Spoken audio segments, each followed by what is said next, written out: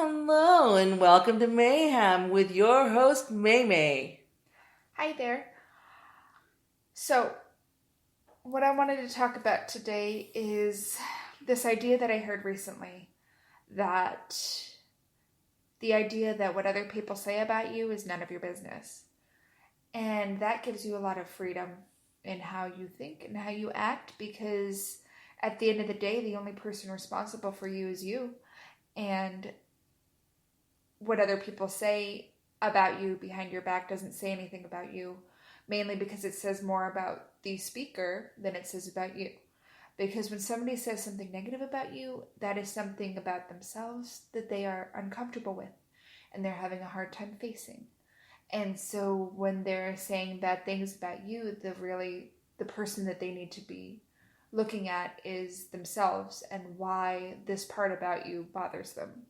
I know that I struggle with this all the time. There are people, especially people on Facebook, where I'm like, I do not like them, I do not understand them, and they annoy the crap out of me.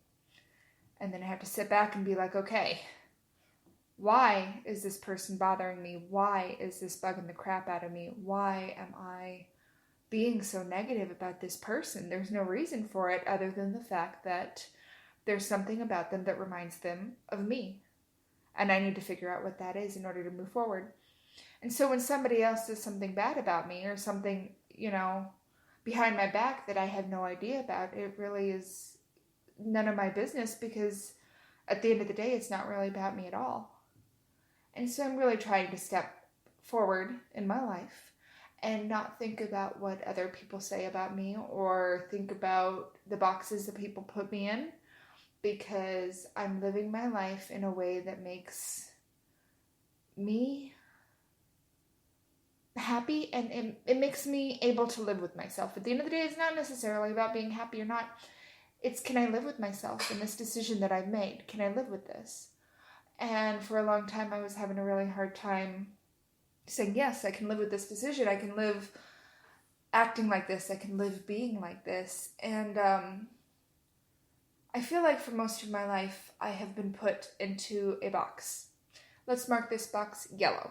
So for my whole life, I've been put in a yellow box. And everybody told me, you need to be yellow, you need to act yellow, you need to do all things yellow, and everything in your life needs to be yellow. And I'm like, but, yellow makes me pale. It makes me look sickly, and I don't really like the color yellow. And I kind of want to be green. Can I be green? And everything in my life said, no, you're yellow. And at the end of the day, one of my favorite podcasts is My Favorite Murder. And Karen, a couple episodes ago, was talking about how it's a cultural thing.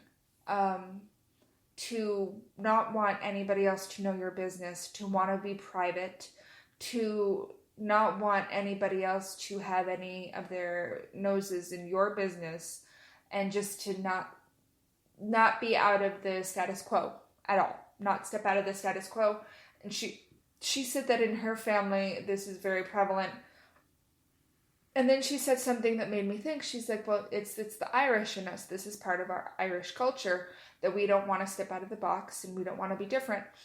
And I was thinking to myself, and I'm like, that's how I was raised. That is exactly how I was raised. That is exactly how I was brought up to think. Don't step out of the box. Don't be different. We don't want anybody to know how different you are. That's our private business.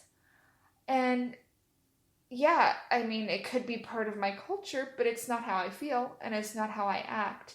And I just, at the end of the day, I want to be able to look in the mirror and be like, I did the best I could. I made the best decisions that I could make for me. And I'm okay with that. And it has nothing to do with culture. It has nothing to do with anybody else. It has to do with me and looking in the mirror and knowing that I did the best I could. So I guess what I'm trying to say is I feel like that there's a lot of freedom to being okay with whatever other people think about you, whether it's good or bad. And just moving on with your life in the best way that you can, and the only way that you can, and doing the best that you can. without considering anybody else's ideas about what you're doing and considering that they're going to think negatively upon you for making this decision, because it's not their decision to make, it's yours. And I can say that when I started letting go of what other people thought about me and stepping out of those boundaries and being worried about how people are going to think about my family, it gave me a lot of freedom and it gave me a lot of happiness at the end of the day. I'm a lot happier now, deciding that I don't want to be yellow, I want to be green. I'm a lot happier as green than I was in the yellow box. So the book I wanted to talk about this week is about exploring yourself, understanding yourself enough to understand what you need to move forward with your life and overcome great odds. And it also happens to be by one of my favorite authors' partners. I read Harley Loco by Rhea Elias. Rhea she died of breast cancer last year, but she was partners with Elizabeth Gilbert before she died. And her book was brave. Her book was almost dangerous. When I was reading it, it felt on the edge. She had a lot of problems with drugs, and some of the stories that she tells in that book are like very scary and very, I don't understand it. I don't understand where she came from, but at the same time, it's like she faced all those fears. She faced all those things that she faced. Then she came out at the end of the day a better person, and she knew herself better than she knew anybody, and she knew what she needed in order to be a happy person. And it didn't matter what anybody else said or thought about her, because she had to do it her way herself. And she came from a strict she was Syrian, and she came from a Middle Eastern background, and her family had ideas about how she should be, and she bucked them all. And I just really appreciated her point of view, and I appreciated her book, and it made me understand not only Rhea Elias a lot better, it helped me understand Elizabeth Gilbert better, and I highly recommend her book. It's hard to read. The first chapter is definitely a trigger warning, but once you get through her story, it is definitely inspirational.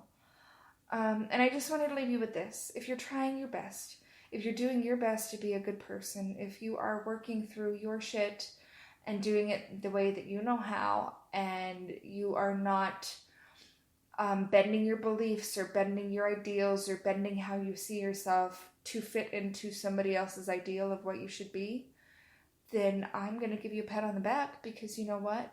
That's hard to do, and it's not easy, especially if you know that when you bend over to fit into somebody else's box, you're letting go of who you are, and when you step outside of that, there's going to be people who don't like it, and who are going to say bad things about you, and who are going to turn their back on you, and as long as you keep doing the best for you, then I think at the end of the day it's good. And it's okay. And good on you. Because it's one of the hardest things in the whole wide world to do, to step outside that yellow box and decide to be green. So this week I'm grateful that when I stepped outside of my box, I had a net to catch me. And that was the universe saying, you know what, this is the right choice for you. And I'm grateful that the universe has grace and mercy and will always catch you. And if you're doing the right thing, and if you're doing what everything in your bones and everything in your body and everything in your being says is good and right for you, even if you lose everything that you know, you're going to be caught. There's going to be a net, even if you can't see it. And I'm very grateful for that. So I wanted to wish you a Merry Christmas. I want to come back next week and tell you what I learned in 2019, because it's been a very pivotal year for me. And I just wanted to say thank you, and have a Merry Christmas, and have a good evening, and I'll talk to you later. Bye.